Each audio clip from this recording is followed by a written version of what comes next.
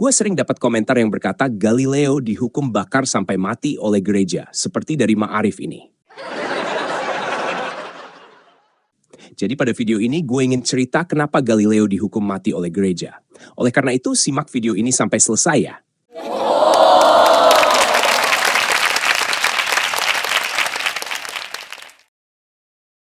Nah, untuk mengerti ceritanya, gue mau lo kenal seseorang bernama Ibnu Rushd dulu.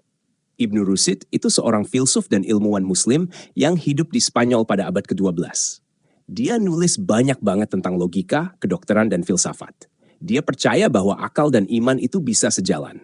Tapi sayangnya, pemikiran kayak begitu dianggap berbahaya di dunia Islam waktu itu. Ibnu Rushd diasingkan dari masyarakat, semua bukunya dilarang, dan dia dipaksa hidup terasing sampai mati. Kenapa?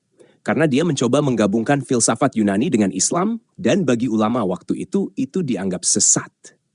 Ilmu pengetahuan yang bertentangan dengan tafsir Quran langsung disikat. Nah, sekarang kita ke Galileo Galilei.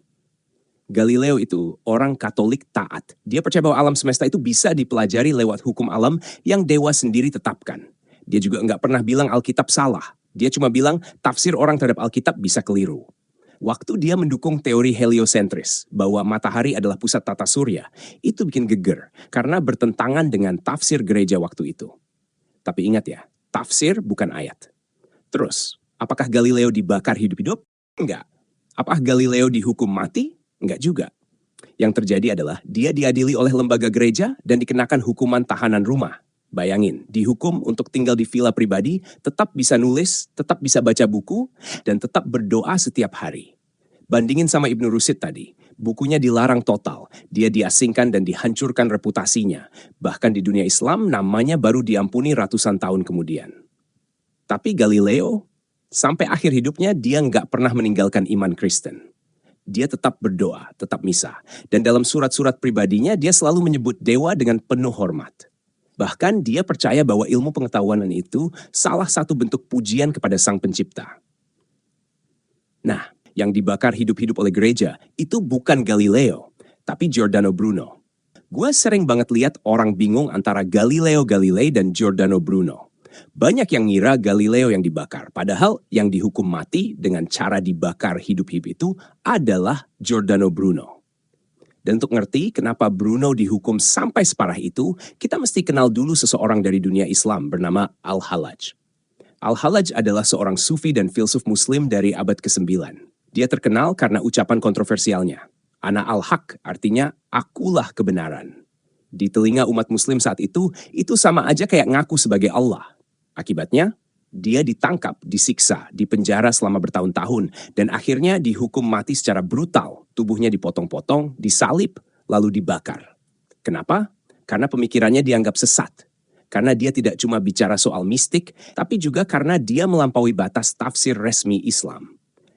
Hasilnya, Al-Hallaj dipenjara selama 9 tahun, lalu disiksa dan dieksekusi secara brutal. Tubuhnya dipotong-potong, lalu dibakar.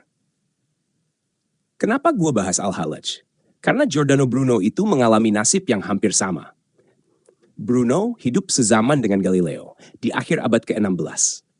Banyak orang pikir Bruno dihukum mati karena mengajarkan teori heliosentris, bahwa matahari adalah pusat tata surya. Tapi itu setengah benar dan setengah salah. Kenyataannya, itu hanya salah satu dari banyak hal yang diajarkan Bruno, dan bahkan bukan alasan utama dia dihukum mati. Faktanya, dokumen persidangan resmi gereja mencatat bahwa Bruno dihukum karena ajaran-ajaran teologis yang dianggap sesat, bukan karena ilmu astronominya. Kalau kita lihat catatan resmi persidangan Bruno dari Inkuisisi Roma, alasan dia dihukum adalah menolak keilahian Kristus, mengajarkan bahwa Yesus hanyalah manusia biasa, menganggap alam semesta itu kekal, tidak diciptakan, percaya pada reinkarnasi dan banyak dunia berpenghuni. Dan yang paling parah, mengajarkan panteisme, yaitu bahwa Tuhan dan alam semesta itu sama, mirip ajaran Al-Hallaj. Jadi, Bruno bukan hanya ngajarin heliosentrisme. Dia mencampur ilmu mistik dan okultisme. Dia menyamakan matahari sebagai pusat ilahi. Artinya dia memuja matahari sebagai bentuk dari Tuhan. Ini bukan ilmu pengetahuan netral, ini udah masuk ranah bidat dan mistisisme pagan. Jadi Bruno bukan dihukum karena sains, tapi karena menggabungkan ilmu astronomi dengan ajaran-ajaran spiritual yang menyimpang. Dan satu hal lagi yang banyak orang nggak tahu, Bruno hidup sezaman dengan Galileo. Tapi Bruno bukan orang pertama yang ngajarin heliosentrisme. Orang pertama yang mencetuskan teori itu adalah Aristarchus dari Samos, seorang ilmuwan Yunani kuno pada abad ketiga sebelum Masehi. Teorinya dilupakan selama ratusan tahun sampai akhirnya dihidupkan lagi oleh siapa? Oleh Nicolaus Copernicus, seorang biarawan Katolik dari Polandia yang hidup sebelum Giordano Bruno dan Galileo. Copernicus menulis buku De Revolutionibus Orbium Coelestium tentang revolusi bola-bola langit yang menjelaskan model heliosentris secara matematis. Dan tahu nggak? Dia nggak dihukum. Bahkan bukunya diterbitkan dan dibaca di kalangan gereja. Dan justru Bruno dan Galileo belajar heliosentris dari Copernicus. Nah, sekarang muncul pertanyaan. Kalau memang gereja benci teori heliosentris, kenapa Nicolaus Copernicus tidak dihukum mati? Dan kenapa Galileo cuma dihukum tahanan rumah, bukan dibakar seperti Bruno? Jawabannya simpel. Karena Copernicus tidak mengajarkan bahwa matahari adalah Tuhan. Dia tidak membungkus sains dengan ajaran spiritual liar seperti Bruno. Copernicus tetap tunduk pada iman Katolik dan menyajikan teorinya dalam bahasa akademik dan matematis, bukan mistik. Sedangkan Giordano Bruno memakai heliosentris sebagai kerangka teologis baru, yaitu panteisme, ajaran bahwa alam semesta adalah Tuhan itu sendiri. Ini jelas bukan ilmu netral, tapi doktrin spiritual yang menyimpang dari iman Kristen. Sementara Galileo, dia dihukum karena dikhawatirkan mendukung ajaran Bruno. Tapi hukuman untuk Galileo jauh lebih ringan, cuma tahanan rumah di villa pribadinya. Masih bisa nulis, berdoa, dan baca buku sampai akhir hayat. Dan satu hal yang penting, sampai meninggal, Galileo tidak pernah meninggalkan iman Kristen. Dia tetap seorang Katolik taat, tetap misa, tetap percaya pada Yesus, dan percaya bahwa ilmu adalah cara memuliakan pencipta. Jadi kalau lo pikir Galileo itu korban agama Kristen, lo keliru. Dia justru korban dari tafsir sempit orang gereja saat itu. Dan bahkan gereja Katolik sendiri sudah minta maaf resmi secara terbuka atas perlakuan itu. Nah, apakah ada orang lain yang senasib dengan Galileo atau Giordano Bruno? Jawabannya ada, bahkan banyak. Dan uniknya, sebagian besar justru terjadi di dunia Islam sendiri, bukan di Eropa Kristen. Kita mulai dari Ibn Haytham, seorang ilmuwan Muslim dari abad ke-10. Dia dikenal sebagai bapak optika modern dan juga pelopor metode ilmiah. Tapi kamu tahu nggak? Waktu dia mengusulkan proyek untuk mengatur aliran sungai Nil, dia ditolak mentah-mentah oleh khalifah. Dan karena gagasnya dianggap berbahaya, dia dijebloskan ke penjara dan pura-pura gila selama bertahun-tahun demi menyelamatkan nyawanya. Terus ada juga Ibn al-Muqaffa, seorang filsuf dan penerjemah karya-karya Persia dan Yunani ke dalam bahasa Arab. Dia memperkenalkan gagasan etika dan akal sehat dalam pemerintahan. Tapi karena dianggap menantang ortodoksi Islam dan menulis terlalu berani, dia dihukum mati dengan cara sadis. Tubuhnya dipotong dan dibakar oleh otoritas Islam. Dan tragedi paling besar kaum Mu'tazilah, kelompok rasionalis dalam Islam yang percaya bahwa akal dan wahyu bisa berjalan bersama.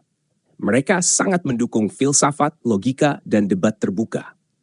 Tapi apa yang terjadi? Ketika kekuasaan berpindah ke tangan kelompok konservatif, ribuan anggota Mu'tazilah dibunuh, dipenjara, dan dilenyapkan dari sejarah. Jadi, bukan cuma satu atau dua kasus, tapi pembersihan intelektual besar-besaran. Dan yang paling ngeri, ini bukan cuma sejarah kuno. Di zaman sekarang pun, orang-orang yang mempertanyakan ajaran Islam atau mencoba membahas ilmu pengetahuan di luar tafsir resmi, bisa dihukum mati. Contohnya, Dr. Muhammad Al-Ghazali, seorang ilmuwan dan pemikir liberal dari Mesir, dibunuh oleh ekstremis Islam karena menulis bahwa Islam harus dibuka untuk kritik dan pembaruan. Lalu ada Dr. Rashad Khalifa, ilmuwan biokimia asal Mesir yang tinggal di Amerika. Dia menemukan pola numerik dalam Quran dan mengajukan tafsir baru. Akibatnya, dia dibunuh tahun 1990 oleh kelompok radikal karena dianggap murtad. Dan lebih baru lagi, pada tahun 2022, Dr. Mubaka Bala, seorang ilmuwan dan aktivis ateis dari Nigeria, dijatuhi hukuman penjara selama 24 tahun, hanya karena menyatakan bahwa dia tidak percaya kepada Islam. Bahkan sebelumnya, dia sempat diancam hukuman mati oleh massa karena postingan Facebooknya. Dan jangan lupa, Sohail Arbi dari Iran, seorang fotografer dan penulis, dijatuhi hukuman mati pada tahun 2014 karena menulis kritik terhadap Islam dan Nabi Muhammad di media sosial. Sampai sekarang, dia masih di penjara. Nah, gimana dengan dunia Kristen? Apakah cuma Galileo dan Giordano Bruno yang pernah mengalami tekanan atau hukuman dari gereja? Jawabannya, nggak juga. Ada beberapa kasus lain walaupun jumlahnya nggak banyak. Dan nggak semuanya karena ilmu pengetahuan. Misalnya nih ada Hypatia dari Alexandria. Seorang filsuf dan matematikawan perempuan yang hidup di abad kelima. Dia hidup di masa ketika Kekaisaran Romawi baru saja berubah jadi Kristen dan situasi politik waktu itu lagi panas banget. Hypatia dikenal sebagai simbol filsafat klasik Yunani. Sayangnya, karena dianggap berpihak ke kelompok politik tertentu, dia jadi korban kerusuhan massa Kristen fanatik. Dia ditarik dari keretanya, dibunuh dengan brutal, bahkan tubuhnya dimutilasi. Tapi penting dicatat, kematiannya bukan karena dia ilmuwan, tapi karena konflik kekuasaan lokal yang dibalut agama.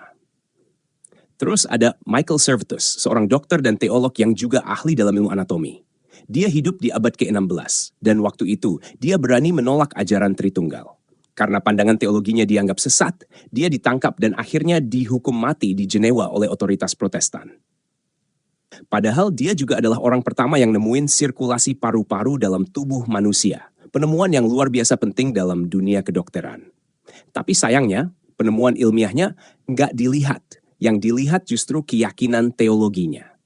Selain dua ini ada beberapa lagi. Tapi jujur ya, jumlahnya bisa dihitung dengan jari. Bisa jadi totalnya cuma belasan orang sepanjang sejarah Kristen. Dan mayoritas dari mereka bukan dihukum karena ilmu pengetahuan, tapi karena ajaran agama yang dianggap menyimpang waktu itu. Sekarang kita bandingkan dengan dunia Islam. Kasus seperti Ibn al-Haytham yang dipenjara, Ibn al-Muqafafah yang dibakar, pembantaian kaum Mu'tazilah, Al-Hallaj yang disalib, Suhrawardi yang dihukum mati. Itu semua bukan 1-2 kasus. Jumlahnya ratusan dan bahkan mungkin ribuan kalau kita jujur menghitung seluruh sejarah dari zaman Abbasiyah sampai sekarang. Dan yang paling mencengangkan, ini masih berlangsung sampai hari ini. Di zaman modern aja, kita lihat Rashad Khalifa dibunuh, Mubarak Bala dipenjara puluhan tahun, Sohail Arabi dijatuhi hukuman mati, Nasr Abu Zaid diusir dari negerinya sendiri, dan masih banyak lagi yang bahkan gak pernah diberitakan media. Nah, sekarang pertanyaannya, siapa yang sebenarnya lebih anti terhadap ilmu pengetahuan? Kalau kita lihat jumlah ilmuwan yang dihasilkan, dunia Kristen itu ngeluarin tokoh-tokoh besar kayak Isaac Newton, Blaise Pascal, Gregor Mendel yang seorang biarawan dan bapak genetika, hingga Louis Pasteur dan Johannes Kepler. Dan sekarang lihat fakta mengejutkan.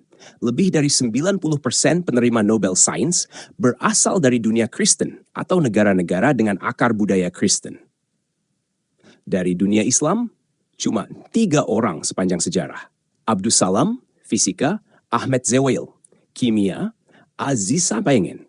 3 dari lebih dari 900 penerima Nobel di bidang sains. Itu kurang dari 0,5%. Dan ironisnya lagi, Abdus Salam malah diusir dari negaranya sendiri Pakistan karena dianggap sesat. Kalau kita hitung persentasenya, di dunia Kristen, dari ribuan ilmuwan yang lahir sepanjang sejarah, kurang dari 1% yang pernah mengalami penganiayaan. Dan yang benar-benar dihukum mati karena sains hampir nggak ada. Sementara di dunia Islam, dari ratusan atau bahkan ribuan ilmuwan, jumlah yang dihukum, dibunuh, atau dipaksa bungkam jauh lebih besar. Jadi kalau lo bilang Kristen itu musuh ilmu pengetahuan, lo salah alamat. Tapi bagaimana dengan dunia Islam? Dari abad pertengahan sampai abad 21, darah para pemikir dan ilmuwan masih terus mengalir, karena menyentuh yang tidak boleh disentuh. Sekarang tinggal kita tanya ke diri sendiri. Agama macam apa yang takut pada pertanyaan dan membalasnya dengan pedang? Dan agama macam apa yang akhirnya bisa berdamai dengan ilmu pengetahuan, bahkan menyambutnya sebagai anugerah dari Sang Pencipta? Jadi pertanyaannya bukan cuma soal siapa yang pernah salah, tapi soal siapa yang belajar dari kesalahan, dan siapa yang terus mengulanginya. Dunia Kristen pernah jatuh ke kegelapan, tapi kemudian bangkit. Gereja minta maaf kepada Galileo. Ilmu pengetahuan dipeluk, bukan dilawan. Dan hari ini, mayoritas universitas top di dunia lahir dari peradaban Kristen. Nah, siapa sih yang melahirkan universitas dan sistem pendidikan modern? Jawabannya jelas, Kristen. Universitas pertama di dunia barat muncul di lingkungan gereja. Contohnya, Universitas Bologna di Italia tahun 1088, Universitas Oxford di Inggris tahun 1096, dan Universitas Paris yang lahir dari sekolah-sekolah katedral. Dan semua itu dibentuk oleh para pendeta dan biarawan, bukan karena mereka membenci ilmu, tapi karena mereka percaya bahwa akal adalah anugerah dari Tuhan. Makanya, sampai hari ini, istilah-istilah akademik kita masih memakai istilah dari gereja. Rektor berasal dari kata Latin rector, yang berarti pemimpin rohani. Dekan berasal dari decanus, kepala biara yang membawahi 10 biarawan. Fakultas berasal dari fakultas, yang artinya kemampuan kekuatan, sebuah istilah yang dipakai dalam dunia gereja untuk menunjuk pengkhususan bidang pelayanan. Bahkan toga wisuda dan topi petak itu berasal dari jubah dan topi biarawan abad pertengahan. Kita ini hidup di dunia pendidikan yang dibentuk oleh Kristen, bukan dilawan oleh Kristen. Nah, sekarang gue mau tanya, apa kontribusi dunia Islam terhadap sistem universitas modern? Ada? Mungkin 1-2 sekolah madrasah zaman dulu. Tapi apakah mereka melahirkan sistem ilmiah terbuka yang membebaskan pikiran? Enggak. Yang mereka hasilkan adalah tafsir, hadits, dan fikih. Semuanya hafalan dan pengulangan tanpa ruang buat nanya kenapa. Sampai hari ini pun tidak ada satupun universitas top dunia yang berasal dari negara mayoritas Islam. Nggak ada, kosong. Dan ironisnya, kalau anak muda muslim mau belajar teknik, kedokteran, atau fisika nuklir, mereka larinya ke Eropa, Amerika, atau Jepang. Bukan ke Mekah, bukan ke Madinah, dan bukan ke Pakistan. Jadi kalau kamu muslim dan kamu suka sains, suka mikir, suka belajar, gue mau ajak lo jujur sama diri lo sendiri. Kenapa lo harus bertahan dalam sistem kepercayaan yang dari dulu memusuhi pertanyaan? Kenapa lo harus terus berpegang pada agama yang berkali-kali membunuh orang-orang yang mikir? Kalau kamu benar-benar cinta ilmu pengetahuan dan kamu yakin bahwa akal itu anugerah, maka mungkin sudah waktunya kamu keluar dari Islam dan mulai hidup dalam kebebasan berpikir. Pindah ke sistem kepercayaan yang bukan cuma nggak menghalangi ilmu, tapi justru melahirkan ilmu. Gua nggak suruh lo jadi Kristen sekarang juga. Tapi paling nggak, beranilah untuk bertanya. Jangan langsung bilang itu menista agama hanya karena lo nggak bisa jawab. Tuhan nggak bakal marah kalau lo pakai akal. Tapi mungkin cuma Tuhan buatan manusia yang takut kalau manusia berpikir. Oke bro, kalau lo suka video ini, jangan lupa like, comment, dan share ke teman-teman lo yang mungkin masih percaya bahwa Kristen itu anti-sains. Dan kalau lo pengen belajar lebih banyak tentang sejarah, iman, dan sains, subscribe sekarang. Karena gue bakal terus upload konten yang bikin lo makin cerdas dan makin bebas berpikir.